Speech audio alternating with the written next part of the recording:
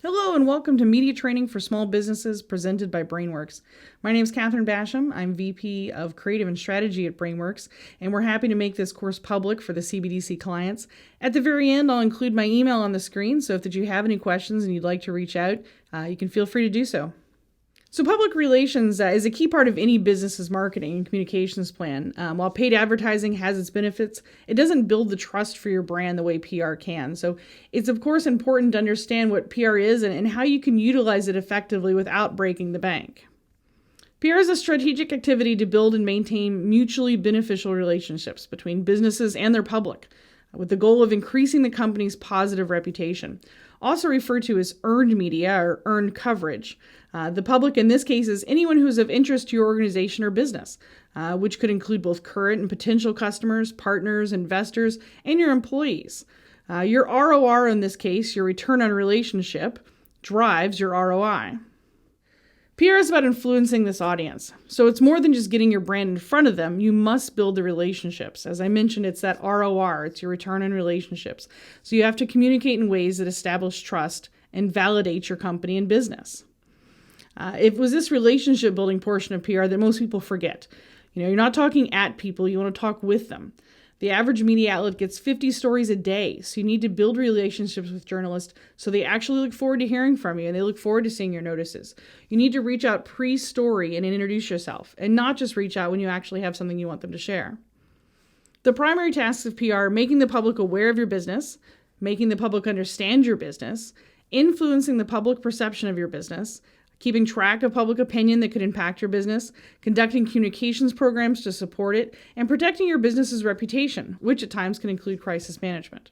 These are in order on the list here on this slide of hierarchy of importance. First you have to build that awareness before you can get to understanding and influence.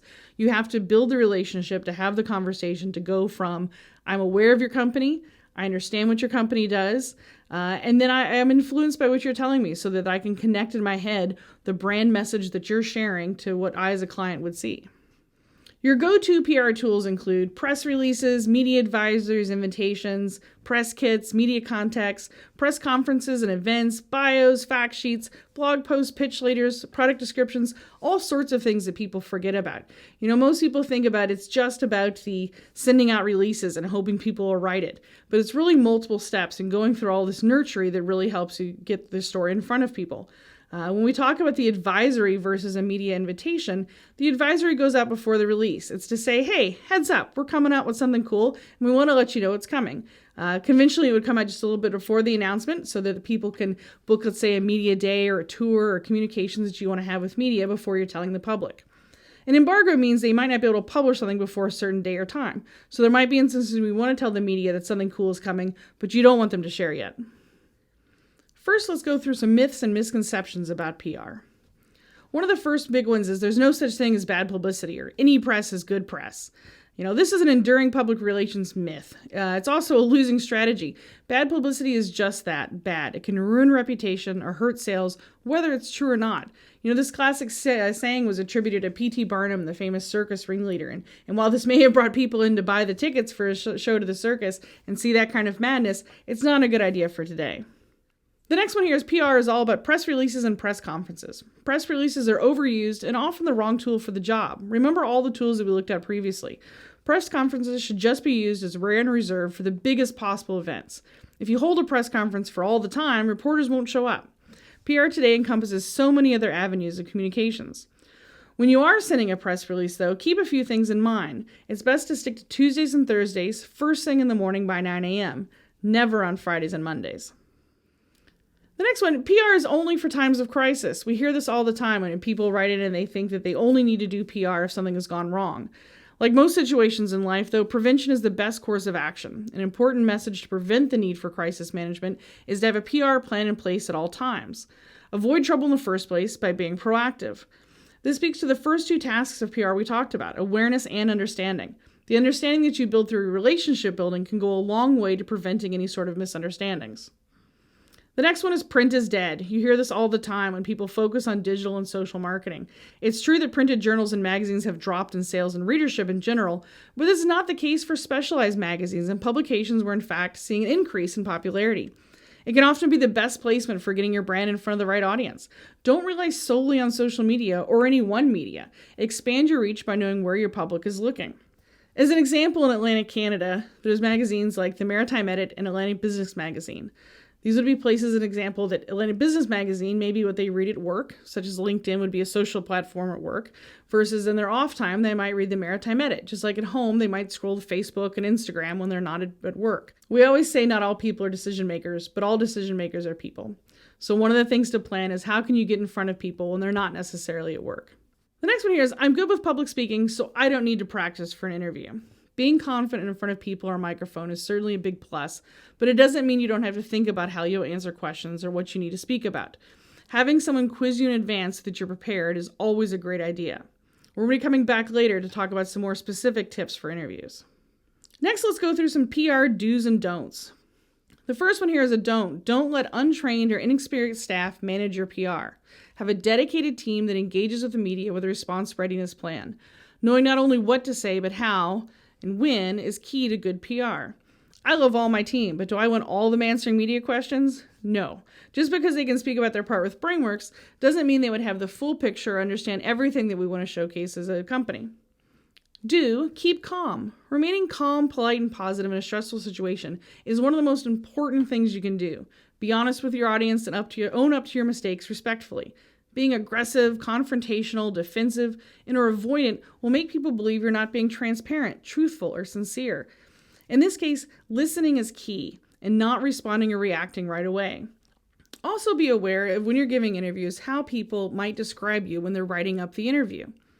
As an example, we had someone that was a client working with us that was quoted, and they were quoted as having argued a point instead of said the point. Because they came across as a bit more aggressive, they weren't quoted correctly. They were quoted as being a bit more combative versus just presenting their point. Don't send mass emails. When it comes to finding partners and reaching out to media outlets, avoid using mass emails. They feel impersonal and give the impression that you're not that interested or invested in them. This doesn't mean that you can't start with a template, but make sure to customize to show your interest is genuine. This is a great example of something that doesn't cost a lot of money, but does take time. Making sure that you're changing up for templates to show their name or something that's very relevant to them will go a long way. Do keep your target audience in mind.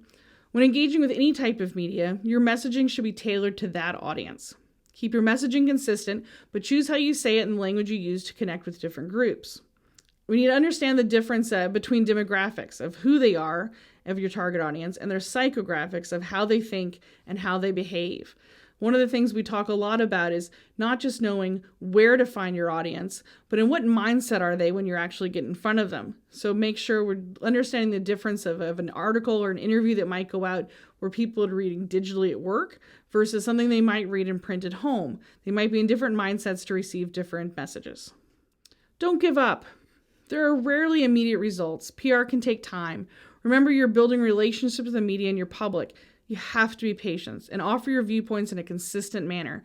If you keep demonstrating your value, it will establish trust and your story will be picked up and covered. We're going to come back to some other ways to measure and make sure that you understand kind of how things are working and how things you can best keep track of things, but always be patient. Let's spend a little bit more time now on media interviews and how to actually conduct yourself or how to prepare for things when people are looking for interviews with you. Always plan. Questions to ask yourself, even before scheduling an interview, would include, why am I sharing this story now? How long will I be on for it, and what's the feature for? Who is interviewing me, and will others be involved? Research, if possible, the person interviewing. Find out their style. Listen to some of the things they've done before so that you understand what you'll be involved in. If possible, ask them questions like who else might be included in the interview so you know who might be coming before or after you so that you can adapt. Remember, though, things change quickly, so be prepared if it's a different person and practice so that it doesn't throw you off. Keep it simple. Most interviews will be quick. Prepare for all of your talking points, but ensure that you have that one core takeaway point and focus on getting that message across. You may share lots of things, so make sure that what you actually want people to hear is the first and last thing you say. Really, keep it simple. Avoid big words and jargon. It's tempting to speak ultra formally or slip into professional jargon, both of which can alienate your audience. Use simple, everyday language. Remember that over half of New Brunswick population has a literacy level of 4th grade or lower, so make sure you understand who you're speaking to in the province and at what level, and tailor your language to make sure that you can connect with them on that level. Show, don't tell. Even if you're speaking for radio or print interview, be descriptive and paint a picture. Instead of just telling people about your initiative, show them through visual examples. Make them see it. Think to yourself, how would I describe what people would actually see, and walk them through that situation? Don't repeat negatives. This is maybe one of the hardest ones to keep in mind. It's easy to fall into the trap of repeating the words back that are asked in a question, but try not to repeat a negative. A better technique is to acknowledge the difficult question and then move on quickly.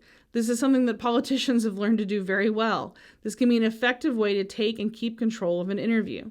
As an example, when we originally gave this presentation to CBDC, we let them know that something that someone might ask them that would include a negative is, why did you refuse funding for Group X and give it to Company Y? An example of a way that you can turn that around would be if CBDC said, we always work with applicants to make them as successful as possible, and we follow the same criteria for everyone. We would love to have access to additional funding to be able to assist everyone. In this case, you're showcasing what you actually want to happen and what the positives are instead of the negatives. This could be the same for any sort of business situation. If you're in a retail situation or a restaurant and have negative feedback that comes through, the same thing applies. Move on and figure out a way to rephrase it in a positive manner, what you'd prefer to see. Let's talk about how do you know it's working. Even though I said it is a slow process, you always want to make sure you have measures in place so that you can actually see if you're making progress with what your goals are. Set up Google Alerts. It's not easy to measure the direct impact of your PR initiatives, but it's important to see where and how your business is mentioned.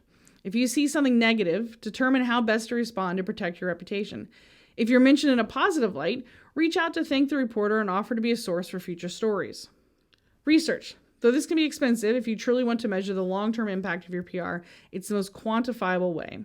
Survey your audience or the general public and establish a baseline of understanding and awareness. Then follow up after 1 or even 2 years to see how communication efforts have truly moved the needle on public perception. This research can be done at various levels, inexpensively if broad and by using only digital tools, and much more robust with partnering research organizations. Examples Time and Space or Narrative Research are both great groups here locally that can do amazing work for research. Pay attention to your public. Social media has made it more accessible than ever to engage with your audience. You don't need to be available 24/7, but establish a schedule that works for you and engage with your followers. Ask and answer questions. Your social platforms are your media megaphones. So, what is PR? Relationship building and storytelling. As we said at the beginning, please remember to focus on the ROR, not the ROI. It's return on relationships. Reach out early, reach out soon, and talk to people as soon as you know that you'll want to start your PR campaigns so that you can build those relationships and understand who you're going to be talking to when.